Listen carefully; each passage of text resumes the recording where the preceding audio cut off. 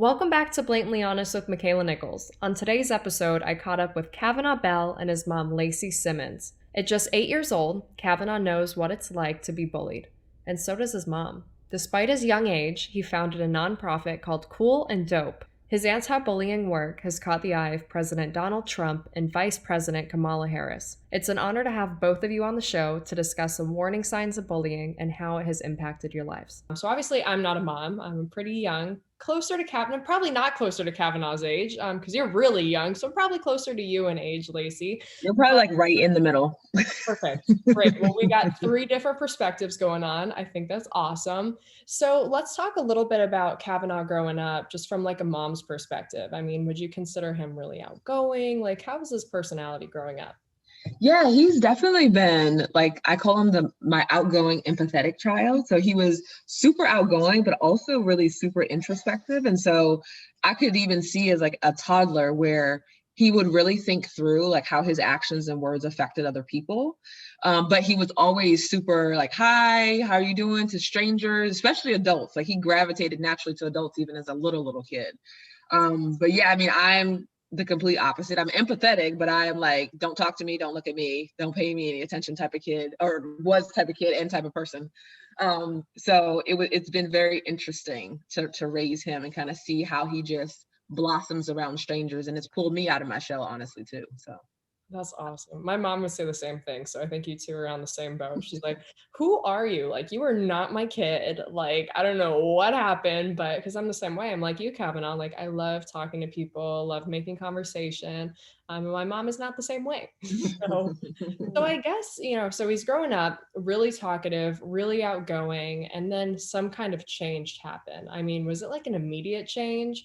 Or was it like, oh, like maybe he doesn't feel good, or maybe someone said something to him? Like, how was that whole process of being like, Kavanaugh's not really being him? Yeah, I would say it was like both. It was like immediate and gradual at the same time, just because I've never had a problem with him eating. Mhm. And usually like he does not sleep. That's just always been him. So I always tell people, yeah, if he sleep before 10 o'clock, he's sick, like something's wrong. And so he's relatively consistent in terms of like his eating and his sleeping. And then one weekend, like he stopped eating. He just said, oh, I'm not really hungry. And so I'm like, okay, he must be sick. Like, what are we dealing with? Like a cold or the flu? And then like the fever never came. And the other kind of sick symptoms never came, but the eating never came back either. And then he started sleeping more. And I'm like, okay. And I'm trying to figure out, like, is it some type of virus where there's no symptoms? And then, my friends are telling me, oh, he's probably going through a growth spurt and it happens around this age. So I'm still, for the first week, I'm not too alarmed. I'm like, okay, this is different for sure, because this is not who he is or who he's ever been. But I still was in that space of maybe this is just kind of regular growing pains, because he seemed, personality wise, he seemed to be happy. He didn't really push back or have any resistance with going to school, but he was very adamant about not wanting to eat. You love eating food, huh? Yeah. Yeah. Yeah. No, that's awesome. So I personally love to eat as well. So I feel like me personally, like if I wasn't eating, I'd think that was absolutely crazy. I mean, did you know that you were just kind of like feeling sad inside and didn't want to eat? Or was it more like, I don't know, I'm just not hungry? What was it? Well, I just had a hard time eating because of the bullying. So really, I didn't really want to eat that much. Great answer. Not that you didn't want to eat, but because of the bullying. So I guess, what was the bullying like? When did it start? Llacey or Cavanaugh, feel free to answer this one, or both of you, because obviously you experienced it, Cavanaugh. So what was it like for you? Both of us. I guess you can start. I start. So there were a few instances you talked about. I think before you start, I think a lot of the anxiety he was feeling around food was because of the pressure and like the comments that were being made at lunchtime at school specifically. And so it was kind of attaching those feelings of sadness he had around like the whole meal idea, the concept, because he would even get really anxious when we'd sit down to eat. And he wouldn't want to be at the table and he'd like remove himself. And so, I mean, you can share like, some of the things that happened, but I think he had attached that concept of not feeling good enough and feeling weird to that whole meal process because of what was happening at school during lunchtime. Well, like, neither is.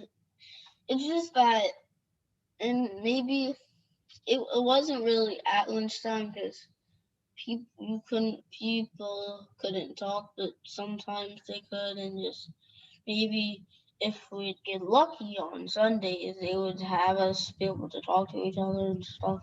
You had talked about one time where you didn't eat the food, I guess she had prepared and she got really upset and she would drag everybody to the bathroom. Yeah. By the collar. If you didn't eat? More boys, yes. So would she say something to you like when you didn't eat? Like she would just yell Chinese something. I don't know. Would put you on the spot in front of everybody else? Yes. And she would get mad at me just for not learning the letters that the other kids learned as fast because I wasn't there on like Monday or something because that's probably like the doctor's orders. Did that make other kids say things to you during lunchtime or during other times? Technically, because it was. I don't know what made them do it, but they were just saying things to me. Like I was weird, and that's all I could really think of. How did that make you feel when they would call you weird?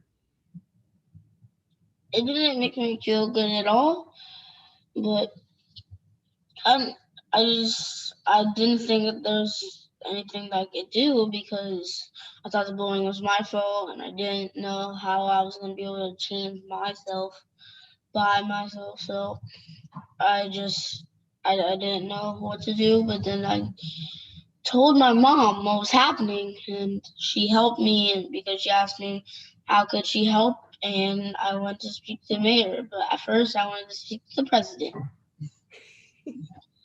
That's a good first step, I think. The president is always you go there first, right? Dream big, dream big. Yeah. That's awesome. Tell me, so you had this moment where you're like, okay, I'm being bullied and I want to tell my mom. Was that process scary for you? Because sometimes when kids tell me, they're like, oh, I don't want to tell my mom because then I'm a tattletale. What like advice do you have for the kids that might not want to tell mom or dad or a trusted guardian? What would you tell them? I would just say, just trust your mom because I trust mine, and you see what happened. Now I'm just able to do anti-bullying work, so just trust your mom. Maybe you'll have a nonprofit like me, and Gotta be brave sometimes. gotta be brave sometimes, because being brave is what gets you through bullying. Well said. And Llacey must just be so proud of him. Just even hearing him speak, I'm like, oh my goodness, like he is so wise beyond his years. Yeah, and I definitely appreciate, like, we talk about the concept of bravery because for 12 weeks, you know, as the mom looking in, like it was almost 3 months of me taking him to pediatrician appointments and like ear, nose, and throat doctors because he kept saying he couldn't swallow. And I'm tackling it as much as I can from a physiological perspective, thinking there is something going on with his body. And so we're going to doctor's appointments and they're, you know, coming back saying everything is normal, but yet my child is still not eating. And at that point, you know, I start to see him losing weight. And now he's like, we're really starting to withdraw. And I'm just like, what is going on? You know, we're thinking about getting him therapy, but then, you know, he's still 5. And so for me, it was as heart-wrenching as it was for him to open up and tell me, it was a sense of relief of like, oh my God, like now I can help him. Because before I had literally no idea. I'd pulled him from the school. Because he didn't object to going to school, but at the same time, at 5 years old, there's only really 2 places he's at, which is at home or at school. So I'm like, that maybe there's something, maybe he just doesn't like the school anymore. It was a very rigorous program. So I'm like, maybe he just needs a break. And so I'd even gone through the steps of trying to get him tutors and homeschool him.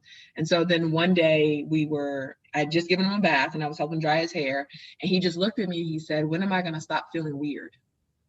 And I remember looking at him like, where is this like weird? Mm-hmm. And I was bullied as a child. So I'm like, the weird is a trigger word for me. And so I'm like, what do you mean? And he said, the kids tell me every day I'm weird. When am I going to stop being weird and just be normal? And that just like broke my heart. And then, he kind of shared some of the things that happened during lunchtime and comments the teacher had said and the comments that the kids naturally repeat. And I'm just like, oh my gosh, like you've been dealing with this, and all he could do was control it by not eating. And, so I was thankful, kind of kicking myself for not having picked up on it earlier, but really thankful that at least he opened up to me, because then I can help him. I can get him help, and we could change that environment for him. And I'm sure just like as a mom, or just you're seeing this happen, and even the teachers, I mean, so some of the teachers said stuff to him as well.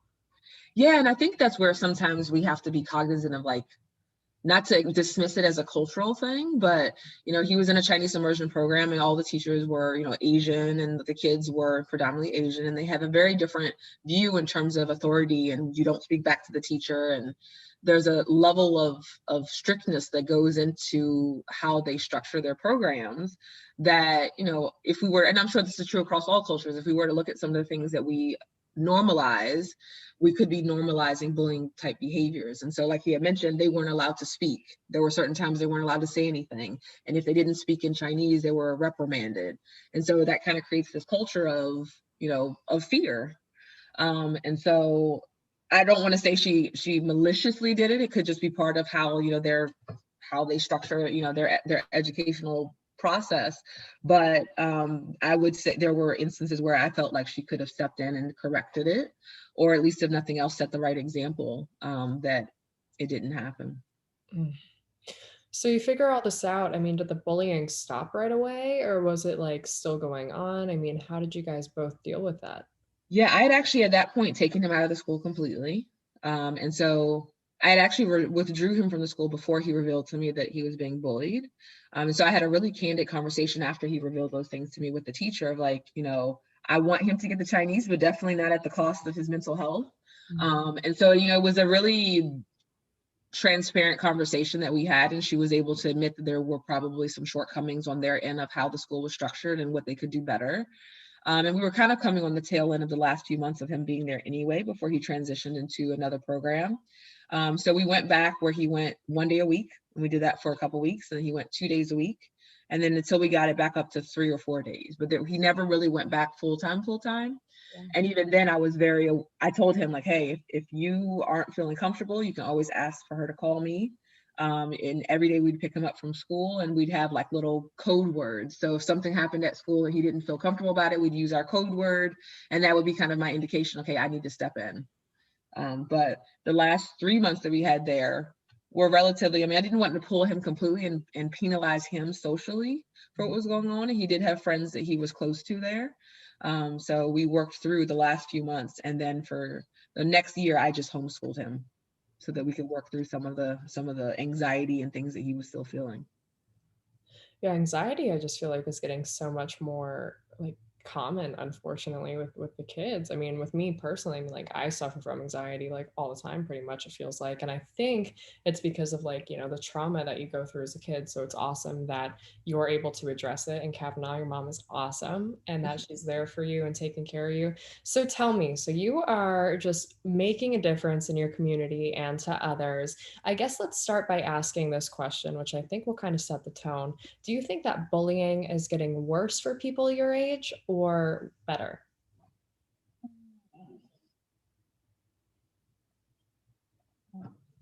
I don't really know, because I haven't been hearing people being bullied, but I probably would say it's getting a little bit better, because there's only online school now. Yeah, so the pandemic may have shifted some things for sure. So maybe right now there's no bullying, so bullying, less bullying right now for some kids, but then there could be more bullying for other kids. So, but just the online school part is where it takes out maybe like half of bullying. So.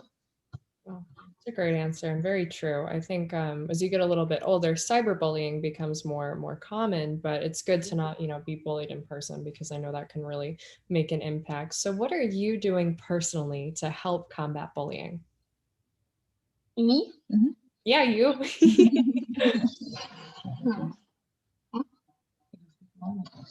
So I would go speak to the mayor. I would go speak to lawmakers. I would go speak to the county council. I would speak to state senator. Yeah, just to show them that, bullying doesn't just start. Honestly, he was in preschool, so it doesn't even have to even be an elementary school thing. We can even start way before then, right? Yeah, because I'm not even near elementary school. Yeah, you're in preschool technically. Wow. So I was in preschool, and You also talk to them about youth suicide, right? I also talked about youth suicide at the mayor. So, Wow. And that's a really heavy topic. I mean, you're just 8 years old, and youth suicide, I feel like those numbers are going up. I mean, just from your perspective, what does that word mean to you? I How think does it make you feel when you hear about youth suicide? it doesn't make me feel good, and actually, it doesn't make me feel good at all, because I know that I'm helping my community right now because of the pandemic, and I also am an anti-bullying activist. But it doesn't make me feel good when me being an anti-bullying activist, and by me being an anti-bullying activist, I'm trying to stop anti-bullying, and there's still anti-bullying going on, or some of it. So when I still hear about youth suicide, I would usually think of it being bullying. Mm-hmm. So I would want to help and go bigger and harder to stop it. Wow. Well, you are just wise beyond your years, and the world needs more people like you, because if there's more people like you, then I think youth suicide would go down. And people just need to be reminded how important they are. And I think you're doing a great job at doing that. You're just going after, yeah, no problem, no problem. So, all right, Llacey, as a mom, your son is making an impact, and obviously you're helping because you can't drive the car to get to the meetings and whatnot. So what is this whole mission that he is on? Like, what does that mean to like the both of you as like a mom-son relationship?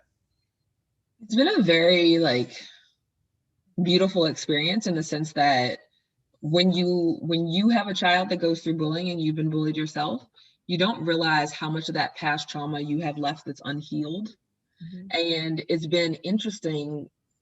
People always say, "Oh, you should be so proud," and I am, but I'm also very thankful because it's put me in a situation to go on this process with him. And as I've been working to help heal his mental health, it's helped me to go back and reflect on some of the traumatic experiences I've had in my childhood from bullying, and how that's fast forward 27 plus years later, how that's impacted me, and how that's manifested itself honestly in the types of situations and relationships and stuff that I pursue. And so it's been a very healing process for both of us, obviously at different levels. And I'm just, I'm honestly thankful, because there's a lot of things that I wouldn't have realized about past traumas that I had it not been kind of with Cavanaugh's experience of trying to help him through it as well. I can't imagine. Yeah, I think sometimes, we go through these traumas when we're younger and we don't realize how traumatic they are. And I think that's horrifying, because later on, it impacts our relationship, it impacts our anxiety. So if you want to talk about them, totally, you have the mic. If not, totally get it. But I think it's important that you're like, hey, I also had these traumas and we're healing together, because that's what it's about. Yeah. I mean, I'm happy to share a little bit of mine. I mean, it's interesting because there are a lot of secrets that I kept to myself. And a lot of it was, I was the fourth out of five. And so kind of being born in that atmosphere, I had older teens that my mom was more focused on than she had my younger brother. So I was always in this space of being there, but not there, not really being paid attention to. And so those same feelings that Cavanaugh was kind of sharing with me of not feeling heard or no one really cared or feeling weird, that's kind of the environment that I grew up in. And I was the book smart kid that always wanted books, that didn't want toys. And so even on that sense, I was, always told, "Oh, you're weird. You're not girly girl enough." I was never enough, or I was too much. I was too smart. I was too this. I was too that. And so I grew up in this space of really not really knowing where I really belonged. And so there were a lot of like self-injurious behaviors I did, like cutting. I started cutting at 8 years old. I first attempted suicide at 8 years old, but there was a lot of those types of things that I dealt with silently. And it wasn't until I was in my early 30s that I even revealed to people that I even struggled with these things. Because you made a book about it. Yeah. And I mean, that was the first time, and it was really eye-opening for me. Like, wow, like I kept these things that were really significant parts of my life that I've tried to heal myself from, but I kept them secret from everyone. And so when I finally revealed to my family, like, oh yeah, when I was 8 was the first time I tried to commit suicide, they could even pinpoint of like, yeah, we figured something was going on. Like you had stopped talking, you stopped eating, but no one really did anything about it. And I'm like, I did as much as I could as a kid to try to signal to people that I needed help. And so for me, it was like, it was cathartic to get it out, but then it was also really like shocking to say, you guys were adults and you knew like something was going on and you never really, helped me. And then that spirals into high school where I attempted suicide again. And it's just one of those things where I wish I would have been braver, as brave as Cavanaugh was, to tell people, even to just say, hey, I need help. And it took me a lot of time to reveal and just tell people, hey, yeah, I was struggling. I felt like I had to hide behind the facade of being the smart kid who got straight A's. And so there was a sense of like, if I ask for help, I'm a failure. And so, as much as I possibly can, even for Kavanaugh, to just try to remove that sense of fear, there's nothing wrong with asking for help. In fact, that makes you really brave to ask for help because you need it. And so I know for me, for my own struggle of just going through, so many self-injurious things that I did to try to cope, it's just really important that if people see the signs, to really call them for what they are and don't just brush them under the rug. Wait, mommy, give me one. Yeah, and so a part of my healing process, I don't know if you can see it, but I have like cuts literally up my left arm. And so in my way to kind of reclaim, I guess, my peace, I've went and gotten them covered with tattoos. So it's been every year, it's always a continual reminder. You go from winter clothes to summer clothes. And so for me, it was always like the winter was great for me because I could hide them in sweaters, but the summer was always really traumatic, even in my 30s of like, okay, now people are going to stare because I have the scars and they can see the scars. And so as my way to turn it into a creative expression, I've turned into a tattoo sleeve. So I've had a couple great tattoo artists have been able to use those scars and turn them into art. So. Wow. Because my mom got the tattoos because she feels weird, self-conscious, self-conscious with the scars. Yeah. So she didn't. So that's why she got the tattoos, basically, right? I mean, they're a part of me, and we're just gonna make them into a creative, even more creative part of me. Yes, and taking back her story in a creative way that she's in control of, and not those dark thoughts is important. Right. But so let's talk a little bit, and thank you for opening up and sharing that, because that is brave, and it's brave to share your story. So both of you are very, very brave. So let's talk a little bit cool and dope. Like, where did that name come from? I love it. Kevin, I had heard about you a while ago. And I was very impressed, and I heard cool and dope, and I was like, that is a really, not to be like, that's a really cool name, but like it's a really cool name. Yeah, you want to tell her how we came up with it? Yes. Mm-hmm. I told you tell her. So basically, I came up with the cool. We were thinking about words we always say. Yeah. And we were just basically thinking about words we always say. So I came up with cool because I always say that. And you came up with? I always say dope. She came up with dope. And then we came up with? Cool and dope. And then we came up with? Well, and then we also turned into an acronym. So you want to tell her what it stands for? Considering others' obstacles in life? Then dope is dish out positive energy. And then you can say, because I did not make that acronym. Well, yeah, I mean, that was my creative genius, but yes. Thank mom for that. Yeah. What does it mean? Yeah, so we said considering others' obstacles in life, that's cool. Dish out positive energy, which means you don't know what's going on in other people's lives, so or do positive things.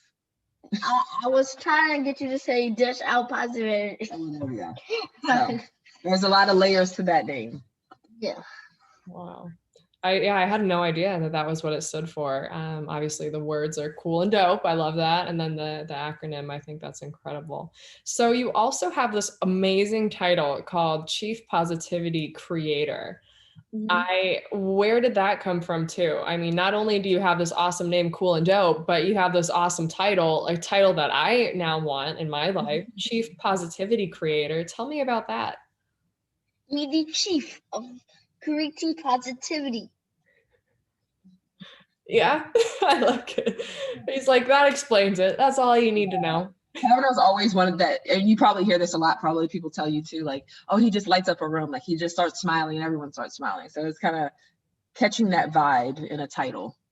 Yeah. That's an awesome title. You need to keep that for the rest of your life, wherever you go, whatever you do, because that is the coolest title. It beats CEO, CFO, CPC. Amazing. Love it. Yeah, keep that.